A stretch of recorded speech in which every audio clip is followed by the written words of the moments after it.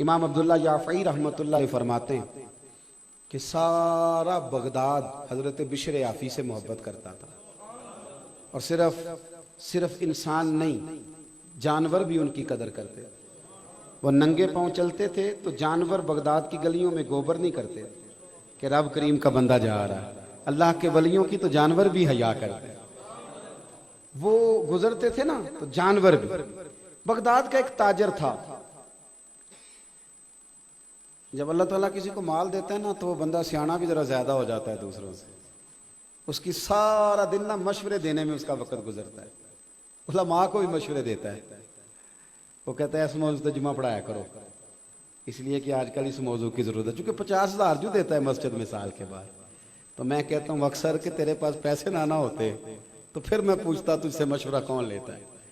अपनी हैसियत का तयन करो, किस चक्कर में पड़ गए। सारा दिन मशवरे देते गुजर जाती। अल्लाह ने अपने फजल से नवाज दिए, बस करो, सबसे तू सियाना। हजरत सालिम बिन अब्दुल्ला रदी अल्लाह तआला अन्हु के पास पैसे आए तो हजरत उस्मान गनी ने उन्हें कहा कि मुबारक हो, अल्लाह ने मालदार कर दिया। तो फरमाने लगे यार छोड़ो, पहले लोग मेरी ज़ात की इज्जत करते थे, अब मेरी जेब की करने लग गए। उतने ही ठीक थे जितने ज़ात की इज्जत करते। मुझे पता तो था कि मेरे कमाल की वजह से। तो ये बंदे के पास पैसे आते हैं ना तो नाराज ना होना आप लोग। तो मैंने देखा है ये सवेरे सवेरे गरीब औरतें आके बैठती हैं रमज़ान में ज़कात लेने वाली, अंदर से खबर आती है कि सेठ साहब टूथपेस्ट कर रहे हैं, फिर खबर आती है कि अखबार पढ़ रहे हैं। थोड़ी देर के बाद पता चलता है कि बड़ा ठंडा आ गया था तो अब वो गर्म लेने गया है मुलाजिम। और फिर वो बाहर निकलते हैं तो फिर वो कहते हैं कि तुम लोग सवेरे ही आ जाते हो, सोने भी नहीं देते। वारस शाह मान करी ना वारसा दा, रब बेवारसा करके मार दई। अल्लाह की बेनियाजी से डरें। अगर अल्लाह ने देने वाला बना दिया तो लोगों को टटोलते फिरते हो। इमाम शाफई से आके एक शख्स ने कहा था जी मुझे तो कोई जरूरतमंद हकदार मिलता ही नहीं, मैं दूं किसको। तो इमाम साहब कहने लगे पहले तू बता, जो अल्लाह ने तुझे दिया तो उसका हकदार था, तेरा हक बनता था जो रब ने दे दिया। कहने लगा जी नहीं। तो फरमाने लगे तू फिर क्यों लोगों को चेक करता फिरता है। अगर रब ने फजल से दे दिया है तो तू भी देख, अगर कोई जरूरतमंद है तो ज्यादा टटोला ना कर। बहरहाल बात लंबी ना हो जाए, मजमून पे रहना चाहता हूं। हजरत बिशर हाफी का सारा शहर कदर करता, प्यार करता। वो बगदाद का एक ताजर कहता जी मुझे नहीं बाबा अच्छा लगता। भाई आपको क्यों नहीं अच्छा लगता? तवज्जो है मेरी बात पर? आप लोग ज्यादा थके हुए तो नहीं? कुछ दोस्त ना मुझे घूरते हैं थोड़ा थोड़ा, पता नहीं, मैं क्योंकि कमज़ोर आदमी हूँ तो मुझे एहसास होता है कि यहाँ तो देर से बैठे हुए या कोई ऐसी बात है जिसकी वजह से मुझसे नाराज़ हैं। आप बिल्कुल फिक्र नहीं करें, मैं जल्दी चला जाऊँगा इंशाअल्लाह। और तकरीर भी मैं लंबी नहीं करता, मैं करता ही थोड़ी हूँ। मैं तो जुमे में घंटा नहीं करता, मैं तो मुख्तसर बात करने का कायल हूँ। तो थोड़ी आप परेशान ना हो, और कोई ऐसी बात भी नहीं करूँगा जिससे आप महसूस करें कि कोई मामला ख़राब हो रहा है। अल्लाह ताला आपको बेहतरीन सिला अता फरमाए। वो बगदाद का एक ताजर कहता मुझे नहीं जी बाबा अच्छा लगता। कुछ लोग हैं ना स्टाइल जरा हट के, यानी सबसे अलग बात करनी है, अलहदा बोली बोलनी, मुझे नहीं। भी तुम्हें क्यों नहीं अच्छे लगते? कहने लगा जी ये जुमे वाले दिन ना जुमे के फर्ज पढ़ के चले जाते हैं, बाकी नमाज नहीं पढ़ते मस्जिद में। मस्जिद में कौन सी नमाज पढ़नी जरूरी है जी? तो बाकी जिसका जहां दिल करे वहां आप पाबंदी लगा सकते हैं। मेरे एक मदरसे का तालिब इल्म था तो कुछ लोग मेरे पास आए, कहने लगे पीर साहब बच्चा दे दे नमाज पढ़ाने के लिए। दे दिया, फिर शिकायत आ गई, कहने लगे असर की पहली 4 सुन्नतें नहीं पढ़ता और इशा की पहली 4 सुन्नतें नहीं पढ़ता। मैंने कहा वापस कर दो। कहने लगे जी आप तो नाराज हो गए। मैंने कहा यार जिस चीज की पाबंदी अल्लाह रसूल नहीं लगाते तुम क्यों लगाते हो? रब रसूल अगर वो सुन्नतें जरूरी होती तो फर्ज कर दी जाती, तो जिसकी अल्लाह रसूल पाबंदी नहीं लगा रहे, हमारा अजीब मिजाज है ना, उसकी हम पाबंदी लगाते हैं। कितनी गलत बात। और मैं चाहे चौथी रकत में शामिल हूं, इमाम साहब पर पाबंदी है कि ना वो बच्चा देखें ना बीमार देखें, वो अजान से पहले मस्जिद आए और जब तक आखिरी सेठ बाहर ना निकले वो बाहर ना जाएं। ऐसे तो ना करो यार, कम से कम ख्याल करें थोड़ा सा। हर शख्स की जरूरियात है जिस तरह मेरी और आपकी है।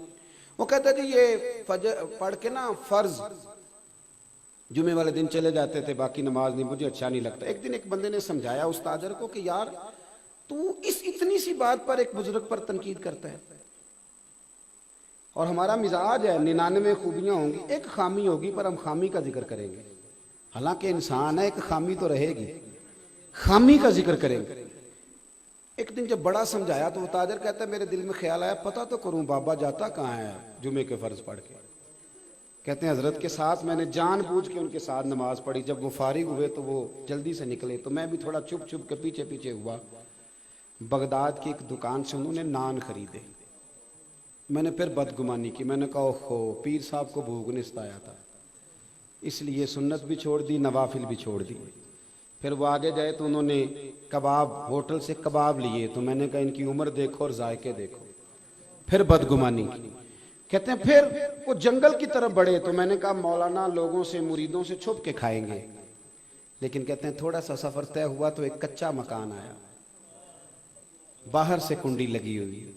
हजरत बिशर आफी ने खुद दरवाजा खोला और कहते हैं मैं सुराख से देख रहा था एक फालज ज़दा बूढ़े बीमार बाबा जी लेटे और उनके मुंह से रतूबतें पानी की निकल रही हैं। कहते हजरत बिशर आफी दौड़ के आगे बढ़े, पहले उनको सीधा लिटाया, फिर एक प्याला लिया, मटके से पानी डाला और फिर अपना इमामा खोला और पानी में भिगो के तो बाबा जी का मुंह साफ किया और फिर पहला लुकमा बाबा जी के मुंह में डाल के कहने लगे माफ़ करना ज़रा मुझे जुमे वाले दिन देर हो जाती है, अभी तो मैंने सुन्नतें भी पढ़नी है, अभी तो नवाफल पर अदा करने हैं, जुम्मा था तो ज़रा देर हो गई, वरना रोज़ वक्त पे आता हूँ। वो शख्स कहता है मैं, मेरे वजूद के रोंगटे खड़े हो गए, मैं क्या सोचता था और बन क्या गया। और फरमाते हैं फिर वो बीमार बुजुर्ग वो बोले और कहने लगे बिशर आफी मेरे तो अपने भी मुझे छोड़ गए और 14 साल हो गए हैं तो मेरी 2 वक्त की रोटी लेके आता है, मैं पता नहीं जिंदा लाश कब तक बना रहूंगा, तू कब तक आएगा। खुदा के बंदे तो हैं हजारों और बनू में फिरते हैं मारे मारे, मैं उसका बंदा बनूंगा जिसको खुदा के बंदों से प्यार होगा। कहा 14 साल से आ रहे हो, कब तक आओगे। जनाब बिशर आफी ने अपने हाथों से बाबा जी के आंसू पूछे और फिर फरमाने लगे आज के बाद ये लफ्ज ना अदा करना, ये जो सारा शहर मेरी इज्जत करता है और जानवर भी कदर करते हैं, तो ये मेरे चिल्ले और वजीफों की वजह से नहीं है, मैं आप जैसे लोगों की खिदमत करता रहता हूं तो रब ने मखलूक के दिलों में मेरी मोहब्बत पैदा फरमा दी, मोहब्बत पैदा कर दी। वो कहते हैं खाना खिला के हज़रत बिशर आफी बाहर निकले तो मैं कदमों में बैठ गया, मैंने कहा मुरीद कर लें। कहने लगे एक शर्त है, तवज्जो है मेरी बात पर, यहाँ करामत होती भी नहीं तो लोग फेसबुक पे दे देते हैं कंपनी की मशहूरी के लिए, क्या तमाशा है, जो बातें छुपाने की थी वो बता रहे हो, ये क्या बिगाड़ दिया तसव्वुफ का रंग, जेड़े महरम राज हकीकत दे वो ते राज़े हकीकत खोल दे ही नहीं, ए जिन्ना वेखिया नहीं वो करन गल्लां, जिन्ना वेख लिया वो ते बोल दे ही नहीं, वो तो बात ही नहीं करते। वो तो हजरत बिशर आफी फरमाने लगे एक शर्त है अगर तूने मेरा मुरीद होना है। कब वो क्या फरमाने लगे ये जो तूने देखा है ना मेरी जिंदगी में किसी से बात ना करना, ये मेरी शर्त है। फिर फरमाने लगे यही तो चंद नेकियां जिनके सबब अल्लाह कयामत पे रहम फरमाएगा, ये भी लोगों के सामने ले आऊं। वो शख्स कहता है जिसे मैं समझा करता था ना कि ये उनका गुनाह है, वो उनकी सबसे बड़ी नेकी निकल आई। बहुत सारी जगहों पे हम समझ कुछ रहे होते हैं और निकलता सोच साफ करें, अच्छी करें, जो जिस मकाम पे है उसे वहां वकार देना सीखे, इज्जत देना सीखे। दूसरी इस्लाह मुआशरा के लिए मेरे जहन में जो बात है वो ये है कि जिंदगी में ना खुददारी पैदा करें। खुददारी, ये जो आज मिजाज बन गया ना दूसरों के माल पर नजर और किसी का हाथ थाम के रातों रात बड़ा होने की कोशिश, इससे बाहर आ जाए। अल्लाह ने जहां मुझे बेहतर समझा रब ने वहां मुझे बिठाया, और अल्लाह ने जहां आपको बेहतर समझा अल्लाह ने आपको वहां।